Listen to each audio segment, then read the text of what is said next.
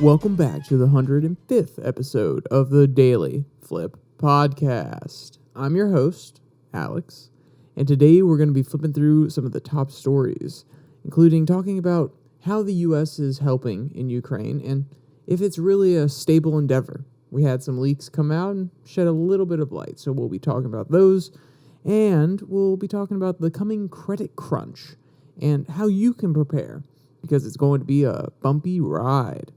And of course, we'll end today with our daily delight, a story meant to leave you feeling positive and ready to take on the day. Now, that's enough rambling from me. Let's jump into our daily debate.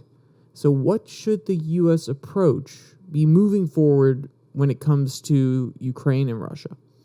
With recent leaks, the effectiveness of our aid has really come to the forefront. A lot of people have been asking important questions about this. And it's really become a hot button issue recently. So what should we do? Should we keep funding them? Should we put certain restrictions on the funding? Should we maybe pull back and say, hey, we need to restock our strategical reserves and then also prepare for a Taiwan invasion, maybe? There are lots of different options here, and you obviously have a very diverse set of opinions. Throw them down in the comment section. I'd love to hear what people have to say. So our first article comes from Insider. The U.S. spent $877 billion on military in 2022, a new report says. That is more than 10 times federal ed spending. So now you got the headline. You can see what they're focusing on. One, lots of spending on the military. But two, they're drawing this connection, saying, hey, it's 10 times more than federal spending on education. So you can see the angle that the author's coming from almost immediately.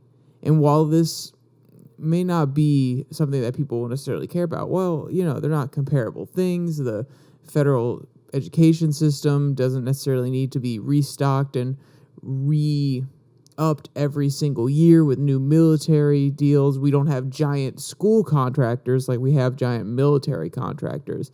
It still is meant to highlight the vast disparity in the amount of spending, and it really does show what the American priorities are. Not saying it's a good thing or a bad thing. As a world power, you probably should have a strong military, but also you might want to have an educated population.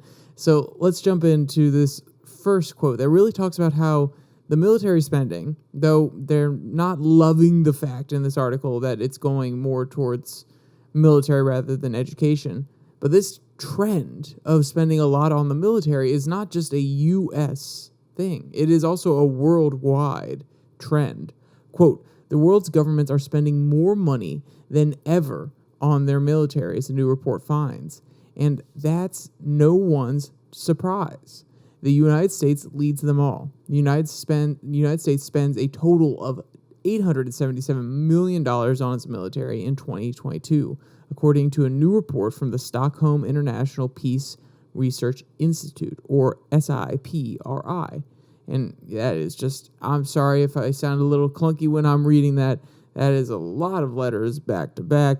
There's a few I's in there, and, I'm not the smartest man in the world, so I'm going to have a hard time when that comes up in some of the other quotes that are mentioned from this article. So let's keep going. The SIPRI, which maintains a database on military spending around the world, that's almost 40% of the global military spending, and possibly as much as 3 times more than the second biggest spender, China. Though it's hard to know for sure how much China is spending. European countries saw the largest increase in spending, driven by, in large part, by Russia's invasion of Ukraine in February last year. The report found, in real terms, European military spending had returned to levels not since seen in the Cold War, end quote. So, what they're highlighting here, and what they're trying to get at, which they do mention a little bit at the end here, is with this ever so rising amount of money being spent on military, you're starting to see a lot of people who are feeling that the world is becoming less stable. If countries all around the world are starting to spend more on their military from a realist point of view, from a worldview that is, okay, if you have the power to deter other people, you're going to use it. If you don't have the power to deter other people in military terms, then you're going to build it up. So if people feel that they're threatened or that they need to make sure that their position is safe on the world stage, they're going to build up their military power, which indicates that things are becoming a little bit more unstable. They're becoming a little bit less certain. With the invasion of Russia into Ukraine, it kind of upset the world order a little bit. We've seen a lot of intra-country conflicts rather than inter-country conflicts. So over the last 20, 30 years, we've seen a lot of infighting, civil wars, instability within countries. And we haven't necessarily seen major wars break out between countries. And now with Russia invading Ukraine, this is a huge breaking of the status quo. And people are starting to realize, okay, maybe we haven't really gotten past this interstate war thing. Maybe we really haven't come into an era of peace. Maybe it's just the cyclical nature. We had a little bit of downtime. We got a little bit too fat and happy. And now we're going to have to spend more money on our militaries to dissuade people like Russia and other actors that they may see as not the friendliest, to put it lightly, from invading or disturbing their country, the natural resources. So this is a scary trend in the eyes of the SIPRI. And not to mention, it's kind of actually bolstered, or what they're implying here is it's bolstered by a lot of spending from the U.S. Because in the realist worldview, if you build up your arms, so let's say you're the United States, we build up our military, we have 20 active battleships in the Southeastern Asia area. Now, if you're China, you're like, oh, well, the U.S. has got 20 ships here. And in order to make sure that we don't get dominated, well, we're going to have to make 20 ships. And then in response, the U.S. says, oh, well, they're going to have 20 ships now. Well, we're going to make it 25. And you see how this escalation goes and goes and goes and goes and goes.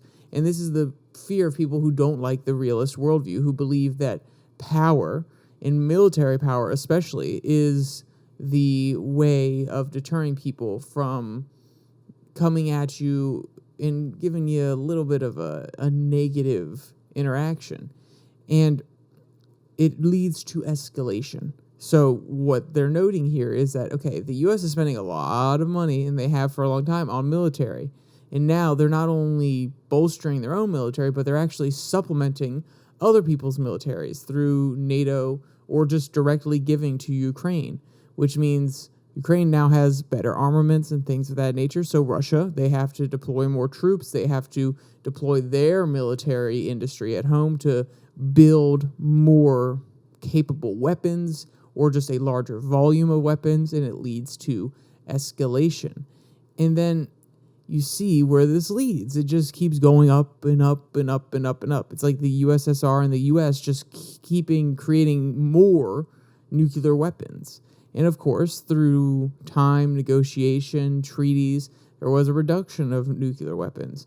And maybe the same thing could happen here. And I think that's what the article is really getting at.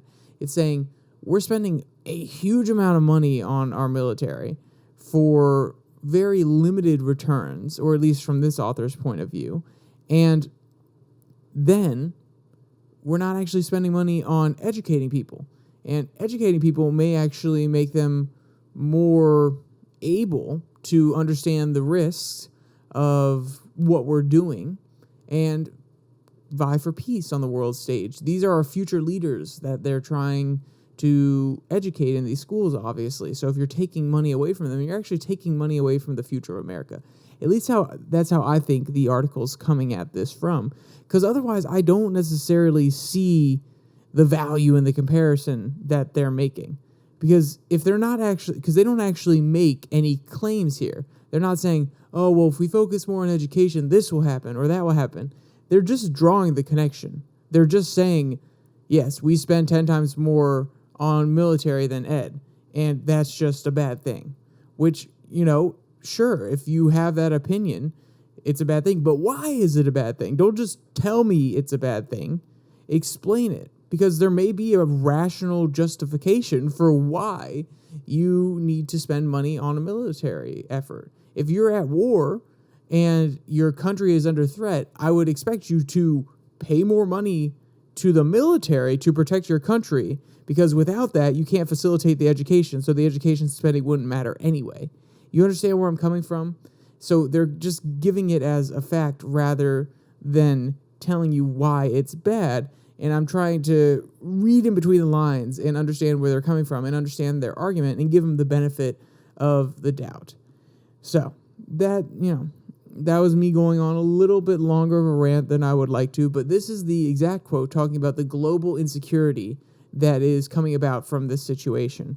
Quote, "The continuous rise in global military expenditure in recent years is a sign that we are living in an increasingly insecure world," Nantine, a senior researcher at SIPRI, wrote in the report. Quote, "States are bolstering military strength in response to a deteriorating security environment, which they do not foresee improving in the near future." End quote. Yeah, and this is exactly what I was getting at. If you don't see a positive future, if you don't see peace lasting for a long time, you'll prepare for war. Just because you want to preserve your nation. You want to make sure that your citizens are safe and unharmed. So this is the reality we're starting to live with. And it's very interesting when you look back. Obviously, at this point, 100 years ago, there was already a First World War that had broken out.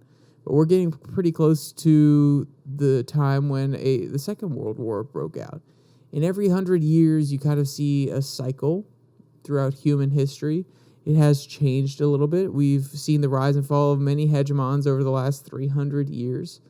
But at the beginning of a century, there seems to be a shakeup normally. There's a challenge from a power who wants to be dominant on the global stage and wants to reassert themselves or wants to assert themselves in the first place. So I think it's interesting that we have this cyclical history that could be examined, and maybe you could draw some connections. Or maybe, at the end of the day, we're just humans. We like conflict, we like power, and we're fallen creatures, and we need to strive always to be better than that. And, maybe if we educate our kids, look at this connection here, guys. Maybe if we educate our kids in philosophy, history, and different values and virtues and allow the freedom of debate, they can go out and lead the world into a utopian master place. Maybe. No, probably not. But there is a value to education, and maybe we should consider spending a little bit more here in the United States. Now, should we probably retailer how we actually get the money to certain areas? Most definitely. Could we be more effective in our education spending? Most definitely. But there should at least be a conversation there, because we want an informed populace. We want people who are going to vote in the best interest of themselves and also America and be productive members of society. You've heard all of these political talking points before. I'm not saying anything new at this point, so let's jump to our second article. This one comes from the National Review. Straight talk about how the U.S. is helping Ukraine. So this article, it starts with a very interesting analogy. So in my notes, because I take notes and I kind of label the quotes so I know where I'm going and if I want to use them in any case whatsoever. And the label I gave this one is appetizer, because the quote starts with, quote, "On the menu today, it's time for some serious talk about U.S. military aid to Ukraine, because there are certain kinds of American manufacturing weapons and munitions that the U.S. can provide to Ukraine indefinitely, but at least 4 kinds the U.S. is running dangerously low on. And there are fair and serious questions about whether the U.S. is sufficiently armed to help Taiwan if China invades the island nation. It's an independent nation. Don't let anybody fool you thinking otherwise." And that's in brackets there, it's in parentheses, and he's saying, no, don't listen to the Chinese propaganda. It's its own independent nation. China says otherwise, it doesn't matter. quote, but this discussion is muddled by misleading claims, ones that come from people like Ohio Republican Senator J.D. Vance yesterday, that, quote, maybe apparently America already has troops on the ground in Ukraine, and that Ukraine has maybe the most corrupt leadership anywhere in the world, end quote. And before we go on, because I didn't actually pull the direct quote that talks about the corruption levels in countries. Actually, Russia rates a little bit higher. Some African countries, South American countries range a little bit higher. And then at the top of the list, you have places like Denmark, New Zealand, and then I believe America was probably somewhere around like 75%, whereas New Zealand and Denmark were around 88% not corrupt. So, we don't necessarily have the best leg to stand on. Now, is Ukraine the best? No. Are they the most corrupt? Ever so slightly? No. So that notion does kind of fall apart when this author brings that statistic up. And if you want to see that specifically, since I didn't grab that quote, you can go down to the description. There's a link that takes you to all these different articles, so you can go read them for yourself and see some of these statistics. But let's engage in J.D. Vance's argument for a second. Let's say, okay, one, we may already have American troops on the ground in Ukraine.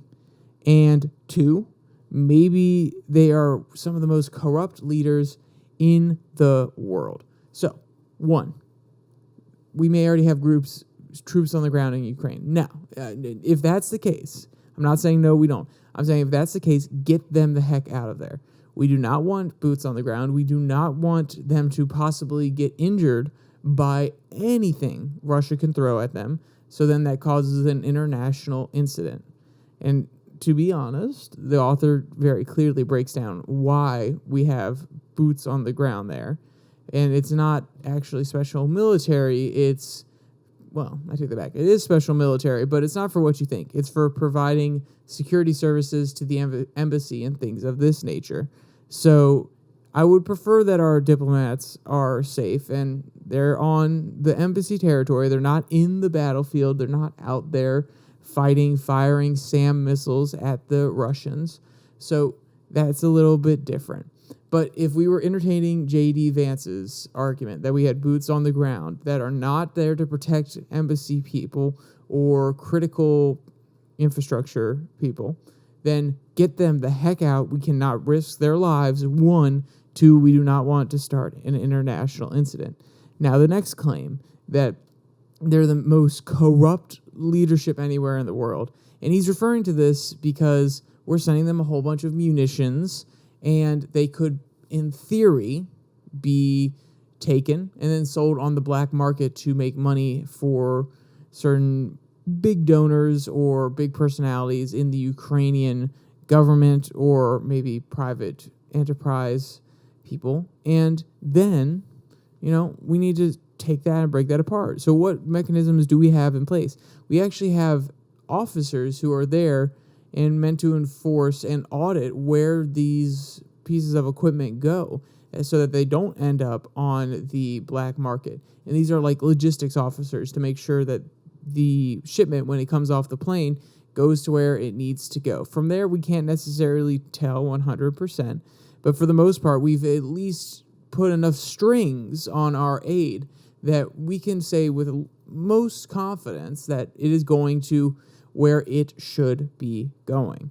So let's come back, and then we're going to talk about the other issue that the author brings up initially. That's not necessarily coming directly from J.D. Vance, but came out through the leaks that we may not actually have enough munitions and other things stockpiled in order to, one, keep helping Ukraine, but two, help Taiwan if anything was to happen.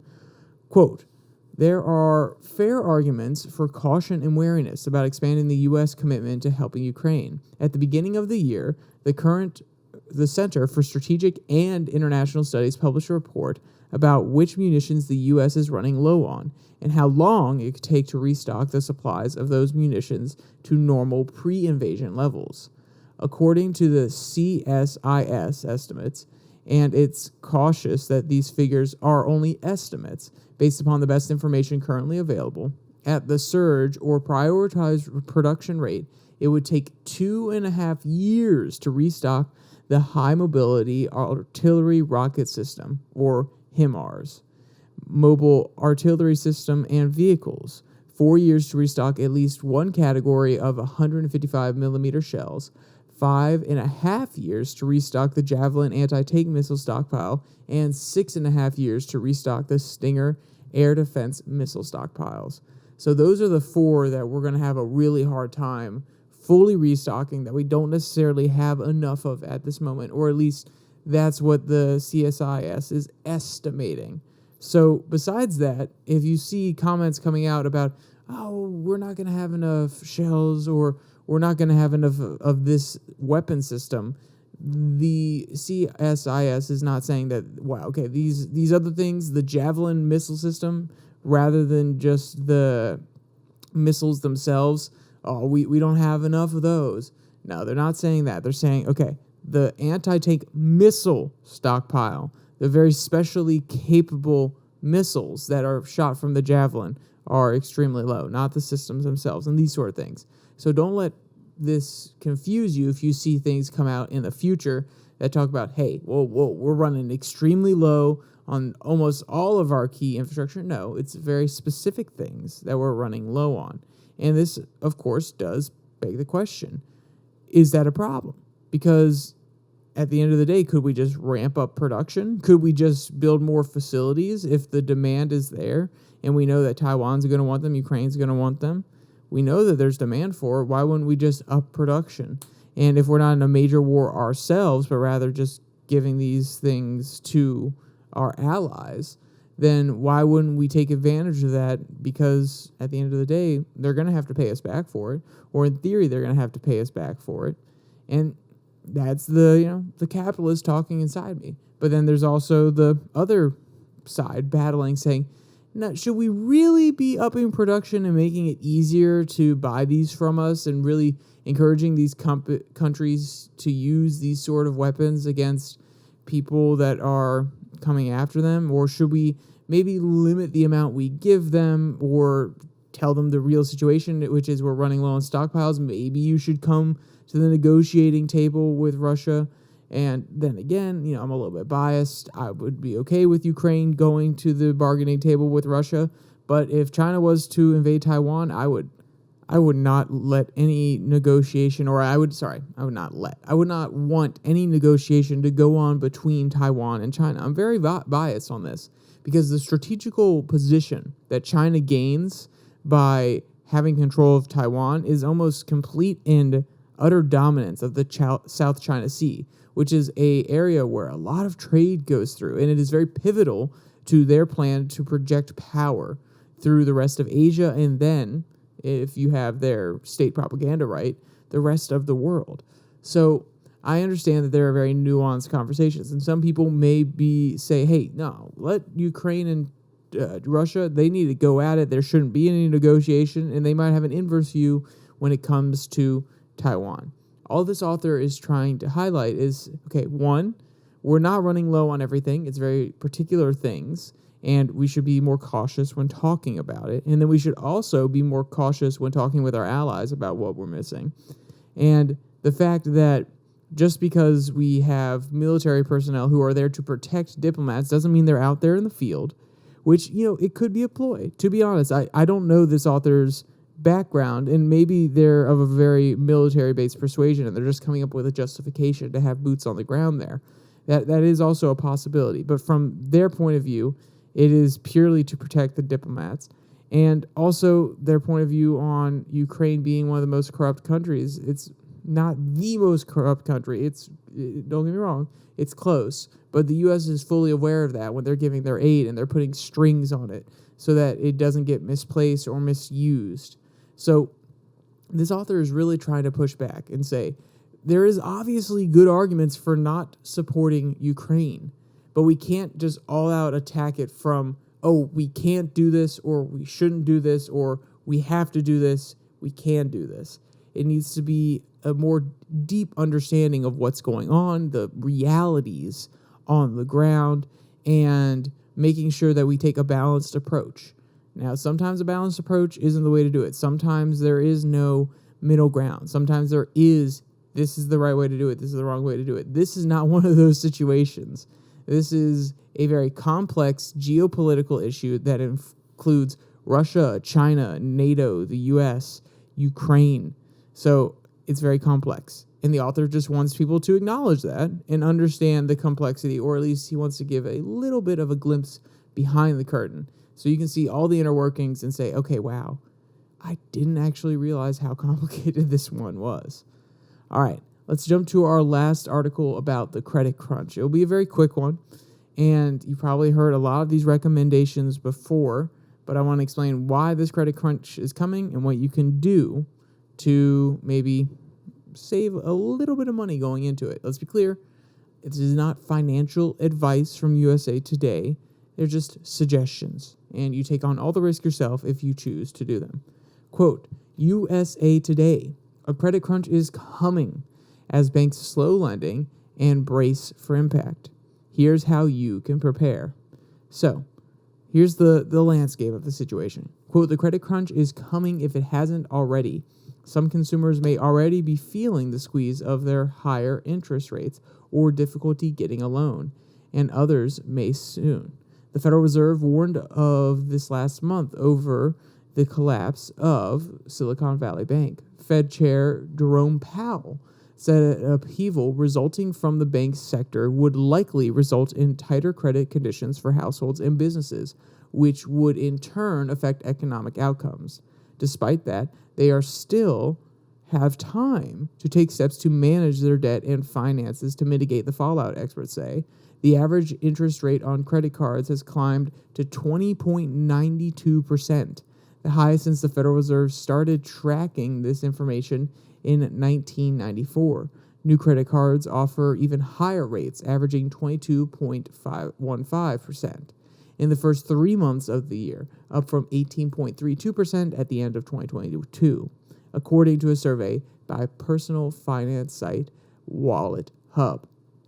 So what you're seeing is obviously an increase in interest rates. We knew this was coming. The Fed has been raising the rate on their end, so of course you're going to see it ripple throughout the entire economy. And this means if you have debt on a credit card, you are paying more money every single month in order to have the credit card keep that debt, essentially.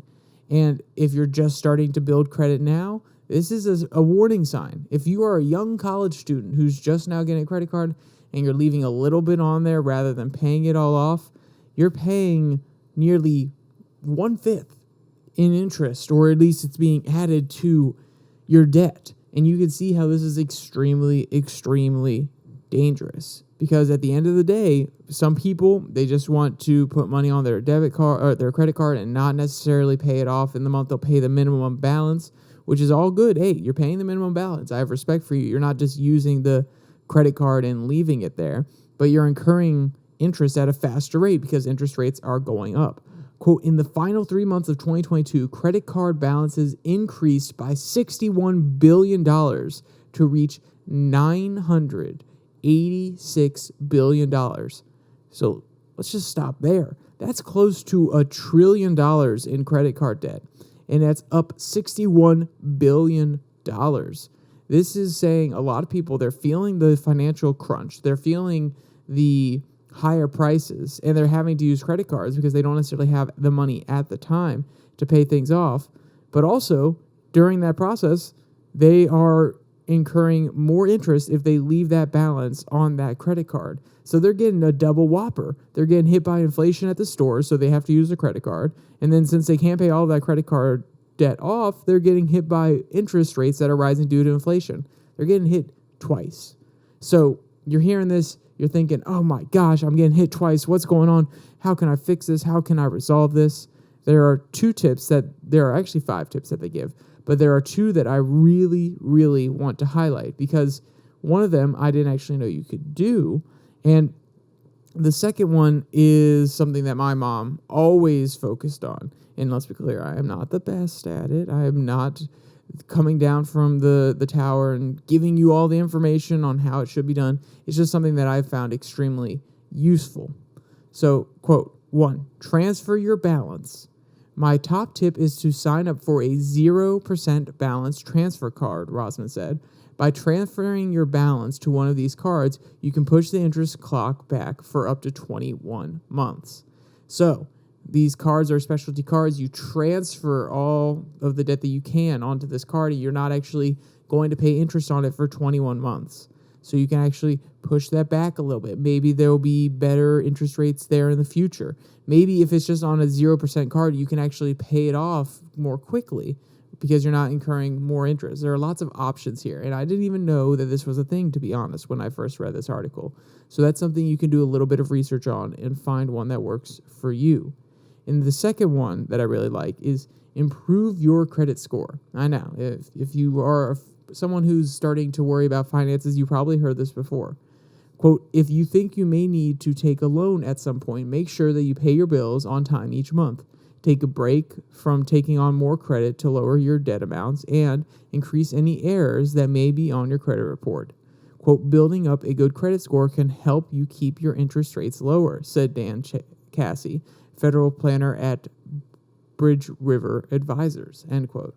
And of course, if you know anything about the new Biden plan, which is to actually have people with better credit scores pay a little bit more when they're getting certain loans in order to subsidize people that have a little bit less of a credit score, or they have a worse credit score, then you may be a little bit hesitant on this one. To be honest, I don't know all the details of the Biden plan, so I feel like when I hear that, it's just the right being very over the top. But, we'll see if that pans out. But either way, having a lower credit score, in order to get it lower, you actually have to focus on the fundamentals. And that's why I think it's more important than just, you may be able to get a loan in the future. It forces you to, 1, stop putting so much money on your cards. 2, ensuring that you can pay it off every month. 3, making sure you're paying it on time. 4, making sure that you're not opening too many credit cards and having too many inquiries into your credit. So by looking at your credit score, it actually makes you focus in on all the elements that play in to what your credit score is going to be. And therefore, you actually have to pay attention. And that's extremely important. I check my credit score a lot. I probably shouldn't check my credit score a lot. But I check my credit score probably at least twice a month, if not a little bit more than that. Just because I can see, okay, I'm spending a little bit too much here.